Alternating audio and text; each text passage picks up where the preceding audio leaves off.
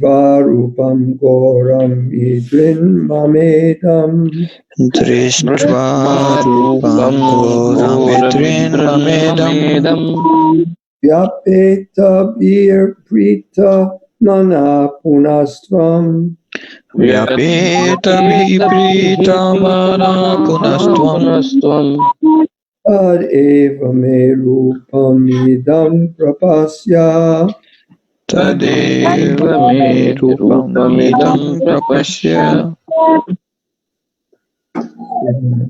Mate vyatha macha vimudha bhavo Mate vyatha macha vimudha bhavo Drishtva rupam ghoram idran mamedam Drishtva rupam goram idram mamedam Vyapeta bhiprita manaha punastvam Vyapeta bhiprita manaha punastvam Eva me rupam idam prapasya Tadeva me rupamidam prapasya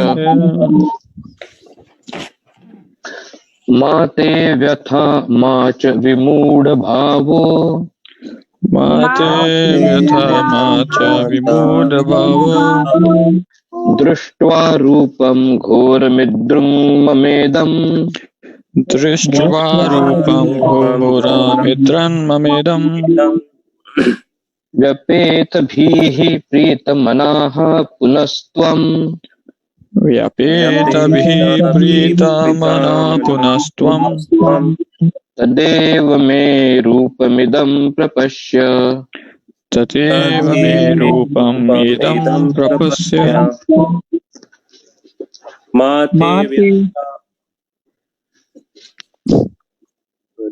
Mate vyatha macha vimudha bhavo Mate vyatha macha vimudha bhavo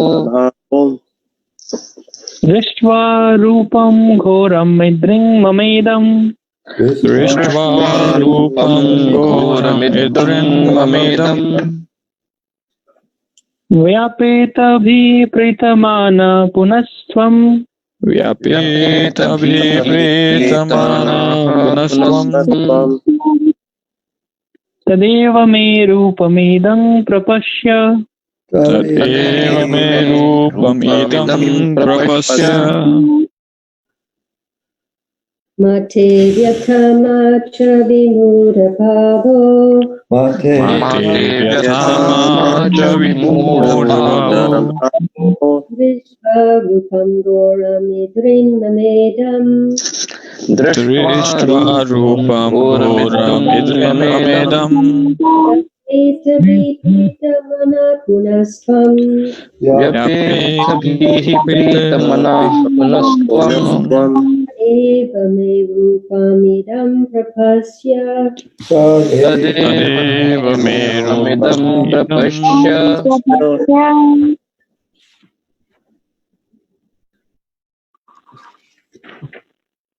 Ma. Let it not be. Let it not be. Let it not be. Hey, Te. unto you. Unto you. Prabhu, Pyari. Vyatha. Trouble. Trouble. Ma. Let it not be. Let it not be. Cha. Cha. Also. Vimudha bhavaha. Vimudha bhavaha. Bewilderment. Drishtva. Seeing. By seeing. Rupam. Form. Goram. Horrible. Idrik. As it is. Mama. My. Idam. This. Vyapita no, vyapetabi, Vyapetabi, free from all fear, free from all fear. pritamanaha, Pritamanaha, pleased in mind, pleased in mind. punaha, Puna, again, again. tvam, Tvam, you, you. tat, Tat, that, that. eva, Eva, thus, thus. me, May, I, my. rupam, Rupam, form, form. idam, Idam, this, this. prapasya, Prapasya, just see. just see. Translation. You have been perturbed and bewildered by seeing this horrible feature of mine. Now let it be finished. My devotee, be free again from all disturbances. With a peaceful mind, you can now see the form you desire. Report. In the beginning of the Bhagavad Gita, Arjuna was worried about killing Bhima and Drona, his worshipful grandfather and master. So I'm just going to go over this purport as I'm reading it and discussing it. But we know in the beginning that's one of the problems. He's seeing this war is happening, and I'm involved, and these thoughts come to his mind. Just like you think about you think about something, and then you think about, oh, this can happen or that can happen. So here he's thinking about he has to kill or at least fight and try to kill his grandfather. I mean, people generally like their grandfathers, and certainly he did. His grandfather is such a great devotee, a great religious person. He taught him so many things, and now he has to kill him. And then here it says, and his master, but his master is his teacher. This is his teacher now. And actually, just like we have a teacher, for instance, like Srila Prabhupada is for all of us our teacher. Now he's teaching a specific thing, the highest understanding of the absolute truth, the spiritual aspect of the Vedas. But the Vedas deal with so many subjects. So Dronacharya, he was a Brahmin. He wasn't a Kshatriya, but he taught the Kshatriya art, the military art. So even though he was a Brahmin, as a Brahmin, he's a teacher. He can teach any subject. And he was teaching, and it may seem like it's a mundane subject, and it is material art, but at the same time, there are certain rules and regulations that you have to follow in this particular military art. So he was his teacher. And like some people, they actually really appreciate their teachers. A lot of people do. Some people who aren't too interested in learning don't really care about their teachers. But when they see that a teacher is really helping them, and you can see the progress you're making, and a teacher's so nice and kind and is helping you whatever way is necessary for you to learn this particular subject. And now he has to kill him. So he is very worried about killing these people. Now, if he's worried about them, he's not going to be able to fight as well as if he didn't if he didn't have any loving relationship with them, then it would be easier to fight with them. But he has this relationship. So as we're going to read on here, but Krishna said that he need not be afraid of killing his grandfather. He shouldn't be afraid of killing his grandfather. When the sons of Dhritarashtra tried to disrobe Draupadi in the assembly of the Kurus, Bhima and Drona were silent, and for such negligence of duty, they should be killed. So now here, in this universal form, he saw they're all being killed. And Krishna is saying there's a reason they're being killed. Because, of course, Draupadi, she was a pure soul. She was actually read that she was partial incarnation of, I think, Sachi, I think Indra's wife. I just read that today, but I have it printed up somewhere here. But she was a great devotee of Krishna, and during this, the Yudhisthira was he got misled by gambling. Dhritarashtra invited him over for some gambling match, and he was not very good at gambling. And Sakuni was good at this dice game. So he convinced him to play. This is another reason why gambling is one of the things that we should not do, because you get so bewildered, you make such stupid mistakes. You spend your whole salary. People who gamble, it's very addicting, and you can't stop so easily. I knew one devotee that he got into. He was into gambling. Somehow he went with some friends to some, I don't know, horse racing or dog racing, some kind of racing, either horses or dogs. It was an animal, it's not car racing. And he started to gamble. And then he got really, really into gambling, and he lost hundreds of thousands of dollars. He was actually one of the biggest donors to the Boston Temple. And anyway, the Arjuna Swami talked to him and was able to get him to stop gambling. And then he got into drugs. But eventually he got out of that too. And now he's a really good devotee once again, without any of those bad habits. But it's very, very addicting. I talked to him about it. It's like I don't see gambling like such a problem. It doesn't seem like such a attractive thing. It's like the easiest of the four regulated principles to follow. But at the same time, it is really bad. So Maharaj Yudhisthira, you can say, in one sense, was addicted. He couldn't stop once he started. He's betting everything. And then he lost himself, he lost his brothers, and then he bet his wife. Now, when he bet his wife,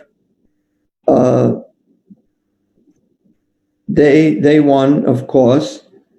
And now Drona, Bhima, I think Kripacharya. I think Kripacharya was there too. But of course, Dhritarashtra was there. His son Duryodhana, his 100 sons, I think, were there. And they were all having a good time because they won everything. The Pandavas, they didn't say anything. Bhima, Arjuna, Sahadeva, Nakula, and Yudhisthira didn't say anything. Now, Yudhisthira is their senior, and it's proper not to just start saying things in front of your senior. He's supposed to say something. But he didn't say anything. He felt really bad, and he felt he did the wrong thing, but he did fair and square, lost everything, and now he even lost his wife. So he didn't say anything. So that's why the other brothers didn't say anything. It's almost like if you're, it's a little different. I think Indian people should understand that more. When your superior is right there, he's supposed to say something. I know with the Westerners might just say something, if their superior is there, because they may not know the proper culture. But in this case, I would have really liked, of course, Bhima did say something, but we can get into that in a little bit. But so no one said anything. So they sent a messenger down to Draupadi to bring her, tell her to come here. She was lost in a gambling match. So then she asked some question like, was I lost after he lost himself? And so they went, the messenger went back and said, and Duryodhana, Dushashan, what's wrong? Why did you bring her back? She wants this question answered. They asked the question, no one answered it. He said, just tell her no one's answering your question, just bring her here. So he went back again, and she said something else. And he went back and asked something else. And then Duryodhana told Dushashan, you go and bring her back. And he went and he grabbed her, and he's pulling her by her hair, dragging her. This is a queen, a saintly queen. And this Dushashan is doing this to her. So this was this was a very, very horrible, sinful thing to do. And she got away for a minute, and she was running to where Gandhari resides. But he grabbed her before she got to her apartment and dragged her back into the assembly. So you can imagine how Bhima was furious. And then actually they asked again, okay, none of Bhima wouldn't say anything. I mean, Bhishma wouldn't say anything, and Dronacharya didn't say anything. And they're just tolerating this horrible abuse. And finally, one of Duryodhana's brothers, I think his name was Vikarma, he said something. And he said that this is, I'm just going to say, I don't remember exactly what he said, but he was saying, this is completely wrong. This is very sinful. There's going to be a big reaction for this. You just let it go, So he spoke up for her. And then, can you look in the beginning of the Bhagavad Gita when Duryodhana said that we have great heroes, Bhima, Karna, and I think he says Vikarna, but I'll tell about that because I think that's his name.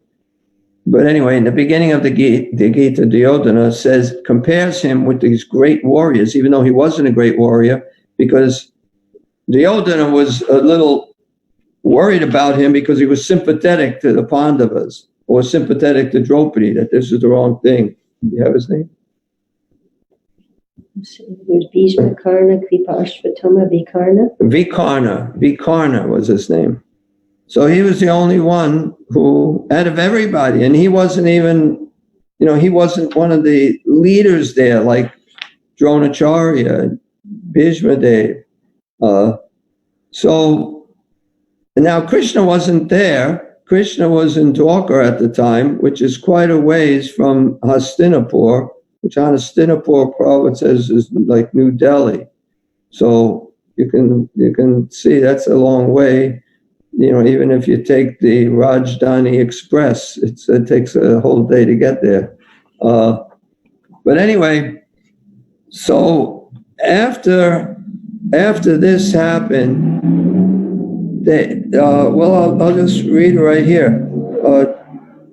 Draupadi in the assembly of the Kurus, Bhishma and Drona were silent, and for such negligence of duty, they should be killed. I mean, this is a pretty harsh culture in a sense, because they didn't say anything. They didn't speak up for this woman who was being totally mistreated. Therefore, they should be killed. Not even they should be punished. They should go to jail or something. Death. That's what the verdict would be against them. So therefore, they should be killed. Silence and for each neglect duty. They should be. Krishna showed his universal form to Arjuna just to show him that these people were already killed for their unlawful action. That scene was shown to Arjuna because devotees are always peaceful and they cannot perform such horrible actions. The purpose of the revelation of the universal form was shown. Now Arjuna wanted to see the four-arm form, and Krishna showed him. The devotee is not much interested in the universal form, for it does not enable one to reciprocate loving feelings. You can't really reciprocate loving feelings with a universal form. There's just awe and fear. Either the devotee wants to offer his respectful, worshipful feelings, or he wants to see the two-handed Krishna form so that he can reciprocate in loving service with the Supreme Personality of Godhead.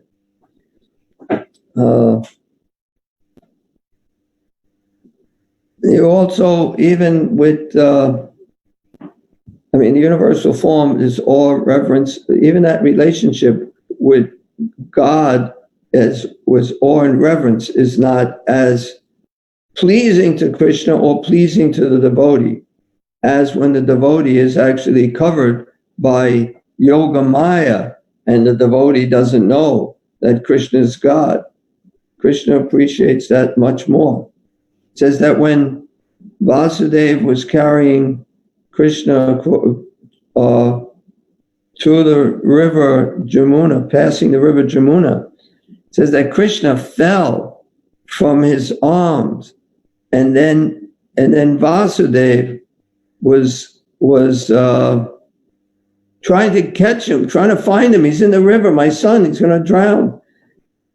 He could have thought that Krishna, he's God, nothing can happen to him. But he did it. He fell from Vasudeva just to induce that feeling of paternal affection in Vasudeva. So he got worried. Of course, he found him, so everything was okay. Don't have to worry. So this is, Krishna likes this mood better than just the awe and reverence. So before I read something else, does anyone have any questions? Or questions first, and then if no questions, comments. And if you have to unmute.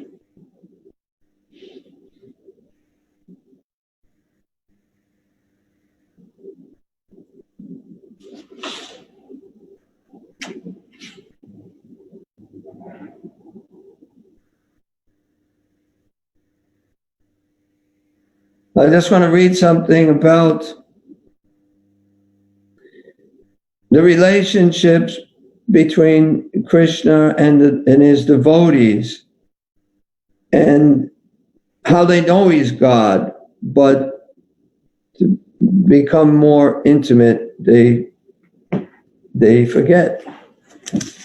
Okay, the Gopis know that Sri Krishna is the Supreme Person, but in their intimate rasa with him, they put aside the awe and reverence usually offered to the Supreme Lord. The Lord's internal potency, yoga maya, allows loving intimacy to overshadow God's majesty. But this does not mean that pure devotees like the Gopis lack spiritual advancement. Except for the Gopis, Krishna brought with him from the spiritual world. All the Gopis came to their position of Madhurya Ras only after many lifetimes of austerity and spiritual cultivation. Regarding the cowherd boys who play with Krishna, Srimad Bhagavatam states that they attain their position only after accumulating heaps of pious activities in many lives. So although it may sometimes appear that the liberated devotees have forgotten that Lord Krishna is God, this is actually an arrangement by Yoga Maya for increasing the pleasure of the Lord and his devotees. So both are benefited, both enjoy more having that relationship with God than just having a relationship knowing he's God. Although that's good too. On the Vaikuntha planets, that's really wonderful. You know he's the Lord, and you appreciate he noticed you in any way, and you're ecstatic. And you get to serve him, you do something for him, you're ecstatic. But it's not as intimate, or the love is not as deep as that of the devotees who are covered by Yoga Maya. The Lord's pure devotee renders service unto the Lord out of unalloyed love only. And while discharging such devotional service, the pure devotee forgets the position of the Supreme Lord. The Supreme Lord also accepts the loving service of his devotees more relishably when the service is rendered spontaneously out of pure affection, without any reverential admiration. If Mother Yashoda had been conscious of the exalted position of the Lord, she would certainly have hesitated to punish the Lord. But she was made to forget this situation because the Lord wanted to make a complete gesture of childishness before the affectionate Yashoda. Mother Yashoda is praised for her unique position of love, for she could control even the all-powerful Lord as her beloved child.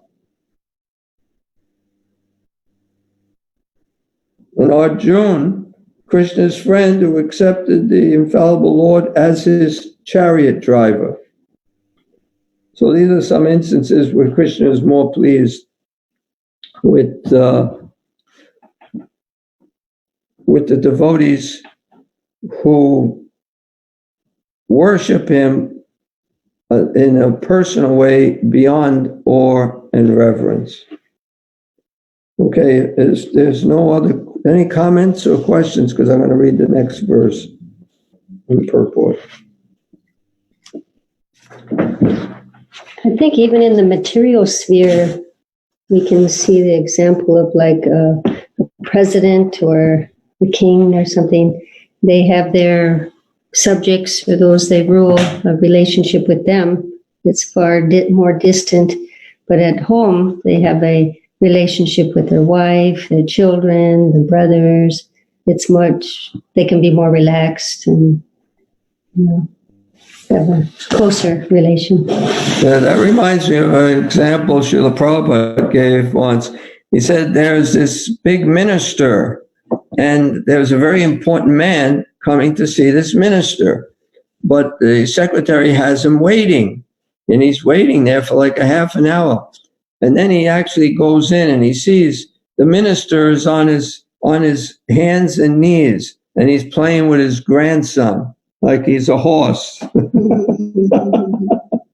So he's this really big shot, but with his grandson, he's just playing as a horse.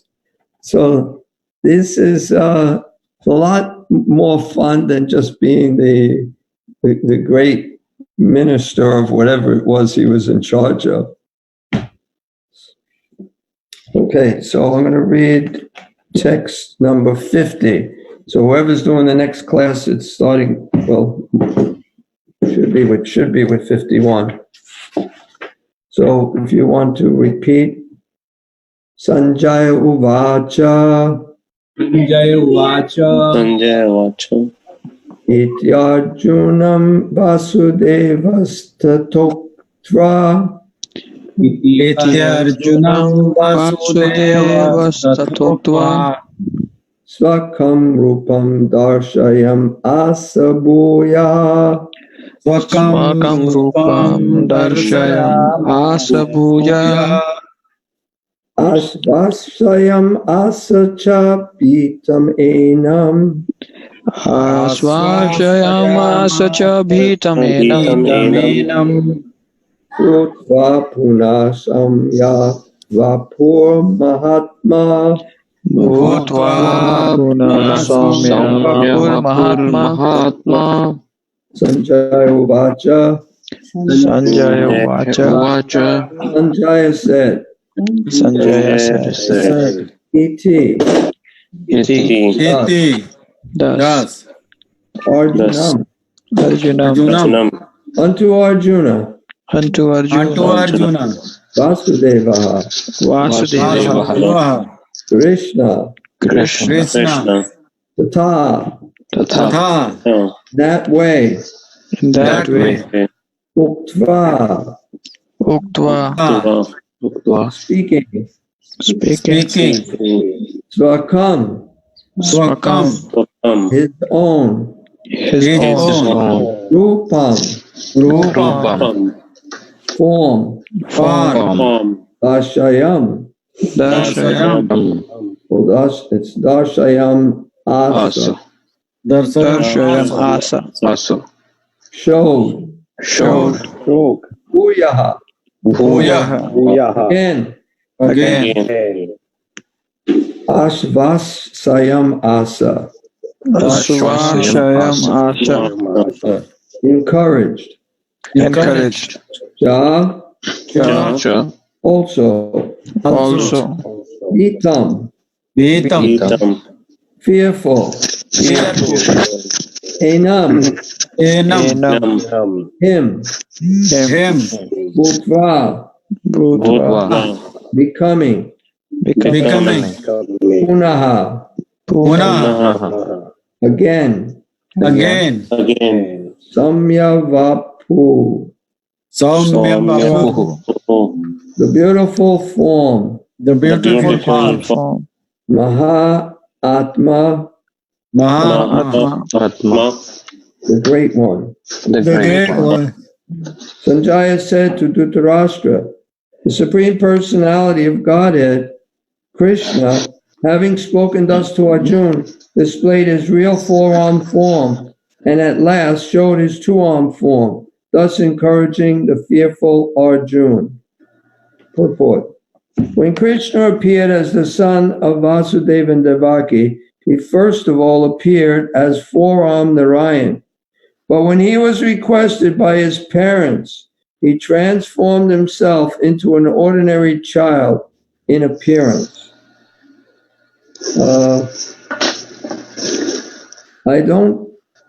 Somebody can correct me. I'm not positive I'm remembering this right because I did not do any research on this. But I believe Vasudeva and Devaki wanted him to have the form of the baby because they were worried if Kamsa saw him in this form, he'd kill him. Does anybody know if that's correct?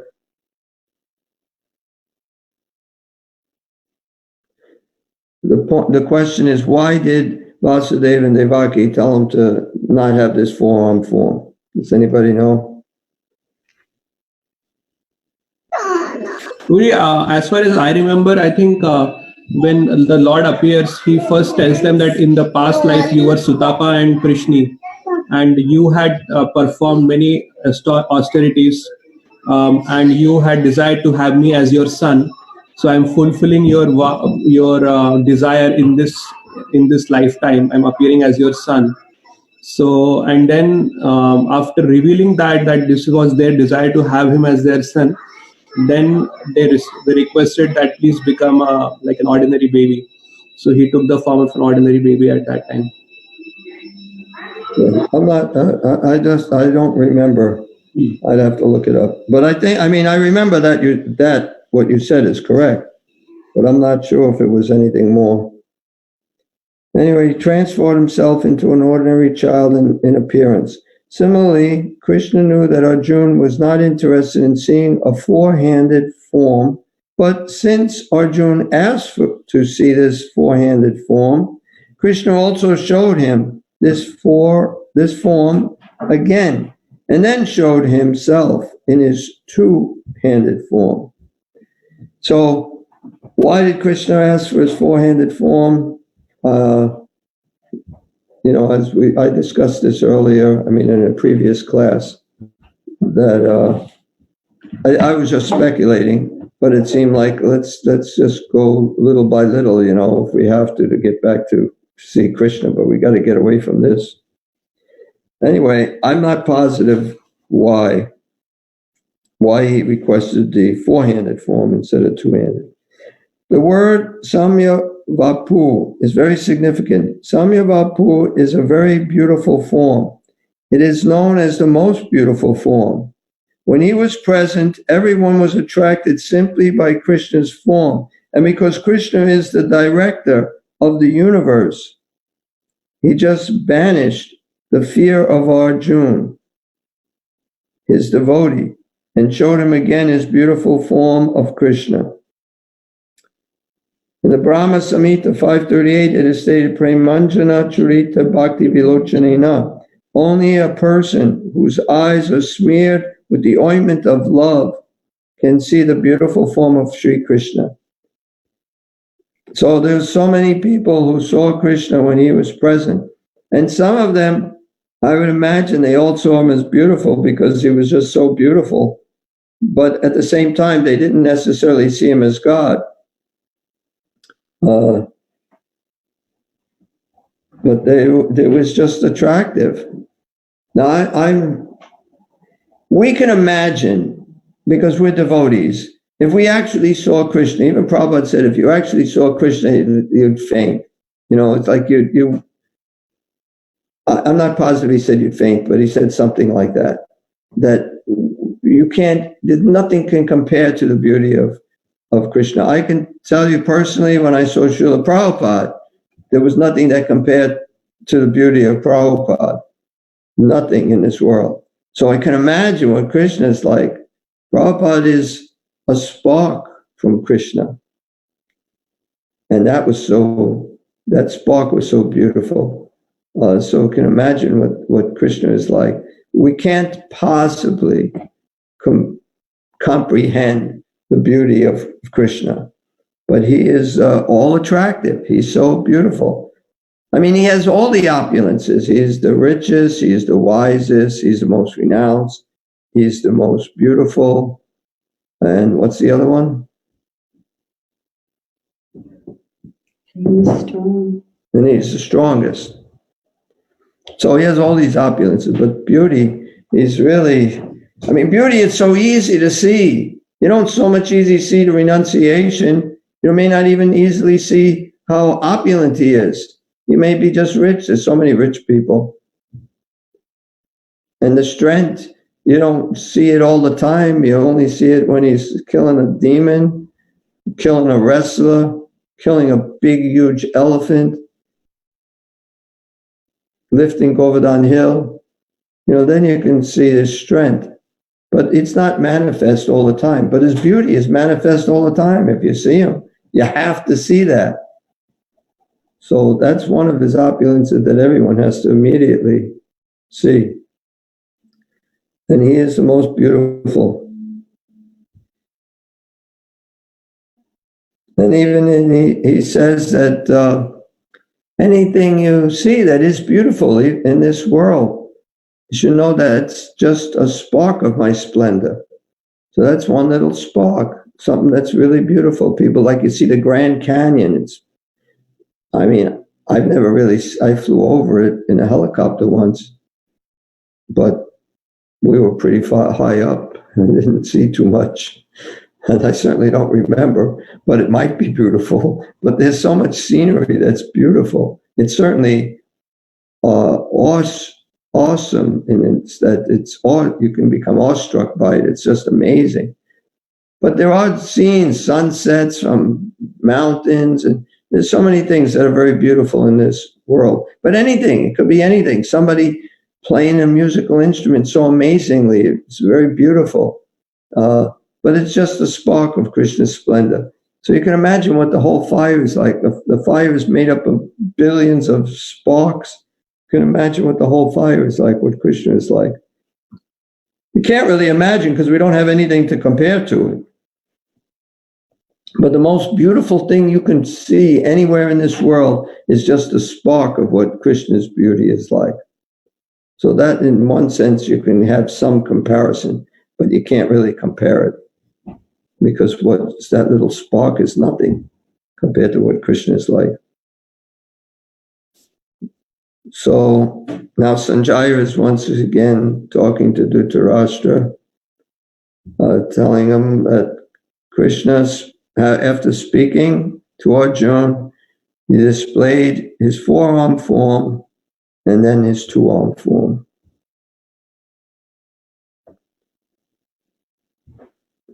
Any questions?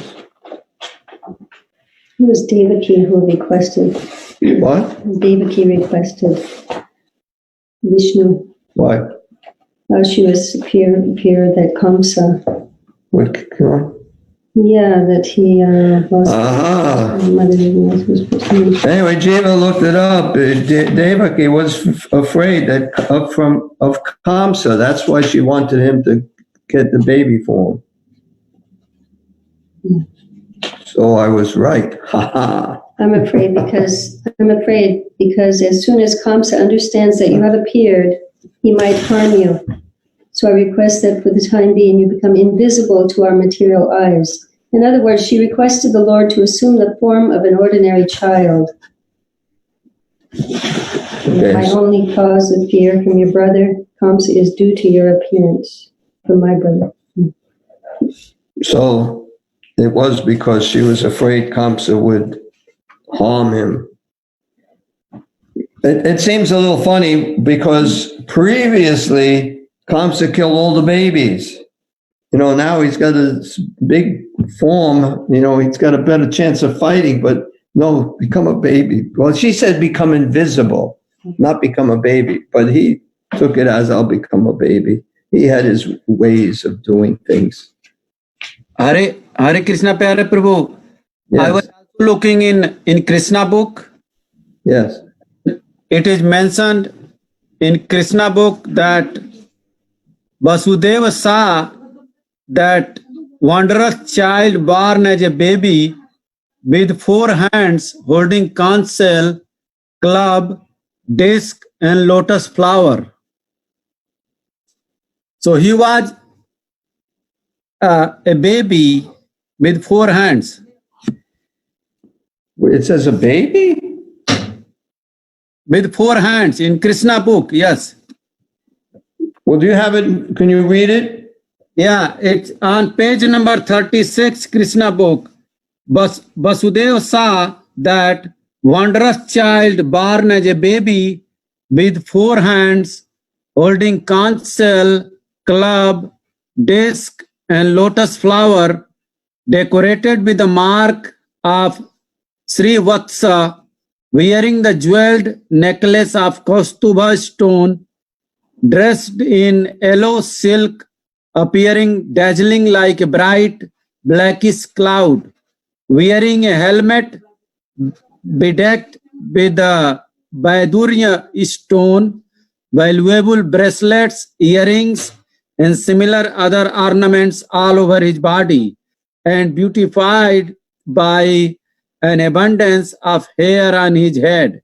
Due to the extraordinary feature of the child, Vasudeva was struck with wonder. How could a newly born child be so decorated? Vasudeva could therefore understand that Lord Krishna had now appeared, and he became overpowered by the occasion.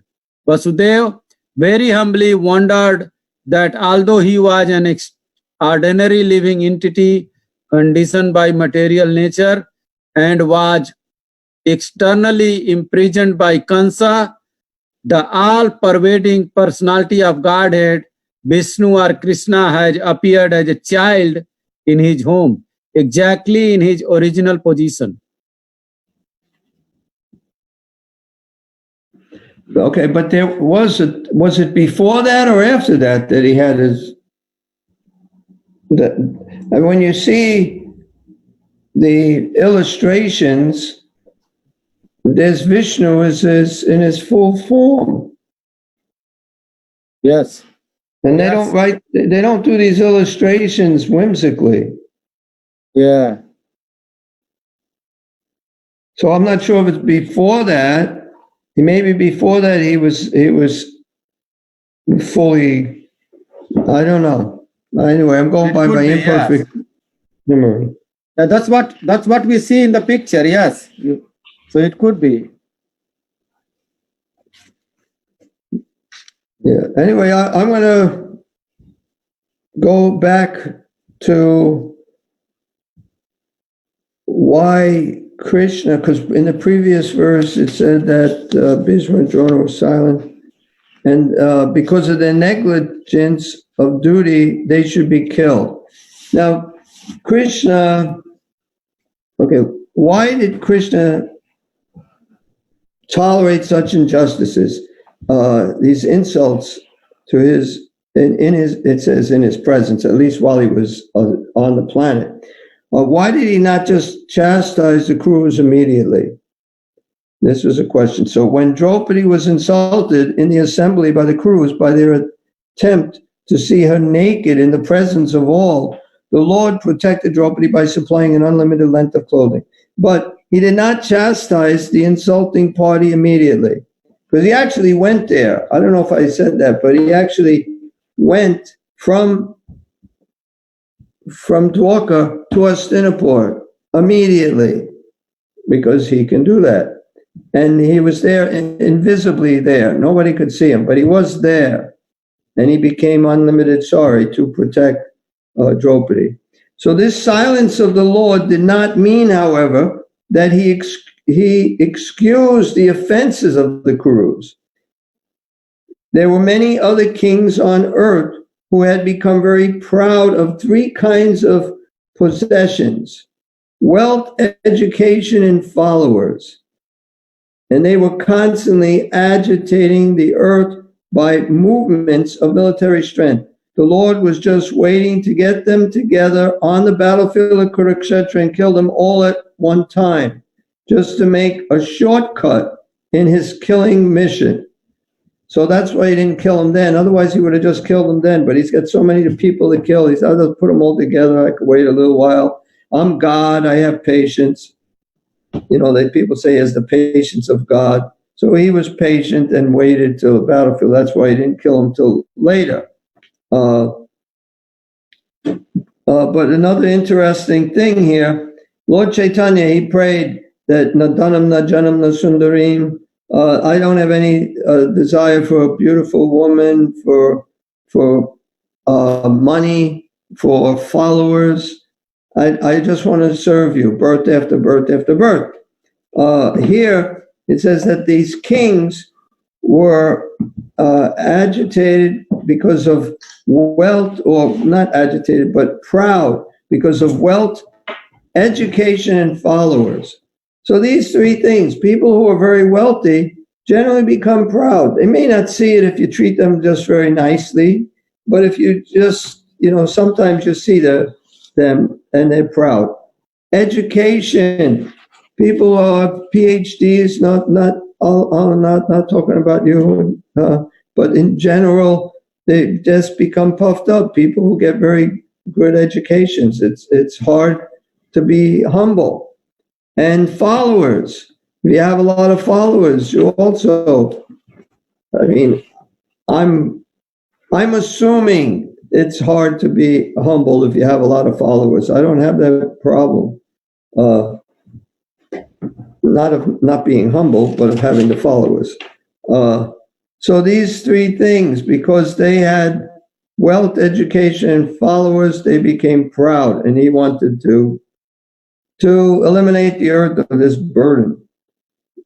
The Lord was just waiting to get them together. Okay. Godless kings or heads of state, when puffed up by advancement of material wealth, education, and increases of population, always make a show of military strength and give trouble to the innocent.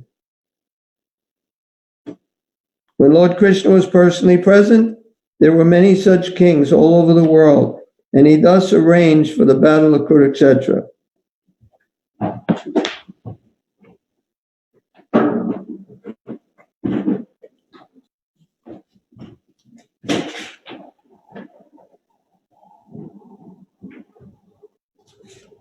That the Lord always wants to see his devotee as the hero of some episode which he himself performs.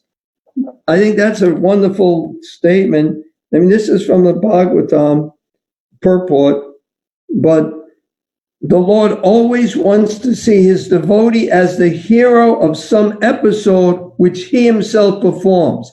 When Prabhupada is writing this, he's seeing, he is like the hero. He's like the amazing person who spread Krishna consciousness all over the world, out from India. But Prabhupada saw that Krishna's doing it, and he's even writing here. But the Lord likes that. He does something. He does the whole thing, but he gives the devotee the credit. So the Lord always wants to see his devotee as the hero of some episode which he himself performs. He wanted to see his devotee and friend Arjuna as the hero of the battle of Kurukshetra, and thus he waited for all the miscreants of the world to be assembled. This is a nice sentence, that and nothing else is the explanation of his waiting. So people might say, waited for this or that. Prabhupada says that and nothing else. There's no other reason he waited to kill Bhima, Drona, Karna?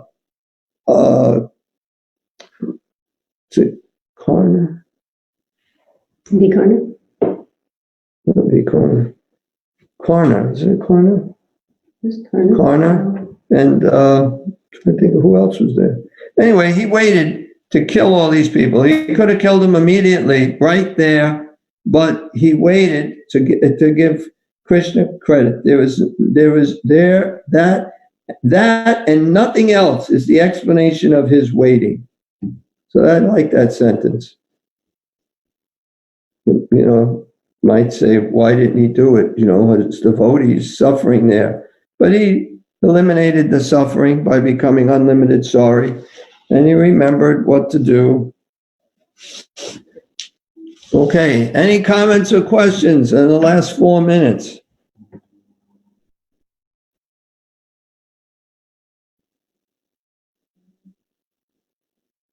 Don't everybody speak at once.